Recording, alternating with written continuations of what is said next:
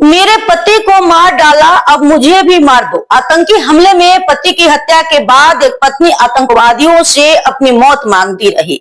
2 महीने पहले जो सिंदूर, जो सुहाग मांग में सजा था, आज जब अपनी आंखों से उजड़ता देखा तो नई नवेली दुल्हन आतंकियों से मौत मांगने लगी। लेकिन आतंकियों का कलेजा तब भी नहीं पसीजा।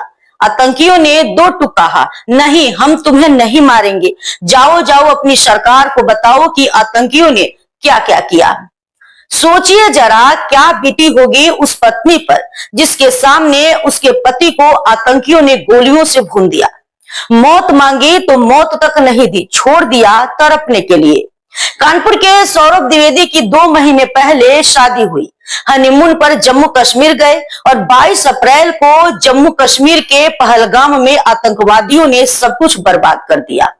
दरअसल जम्मू कश्मीर के पहलगाम में एक पर्यटन स्थल की भीड़ भाड़ वाली जगह पर 22 अप्रैल को आतंकी हमला हुआ, जिसमें अब तक लगभग 26 लोगों की मौत की खबर सामने आई है।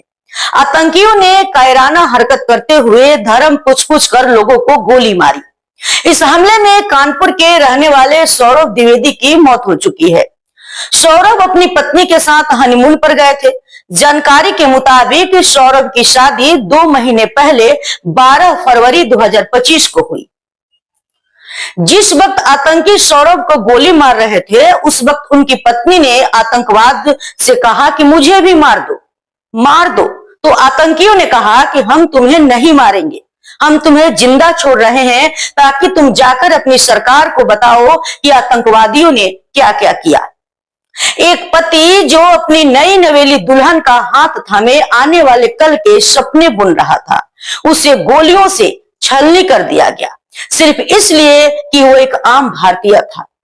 अब सोचिए उस पत्नी पर क्या गुजरी होगी। उसकी चीखें सिर्फ वादी में नहीं, पूरे हिंदुस्तान के दिल में गूंजी होगी। आपसे संपर्क किया तो वो काफ़ी ज़्यादा परेशानी में थे उस समय, कुछ बताने की स्थिति में नहीं थे। उन्होंने सिर्फ इतना बताया कि हाँ, यहाँ पे आतंकवादियों ने गोलीबारी करी है और सुबह उसमें फंस गए हैं।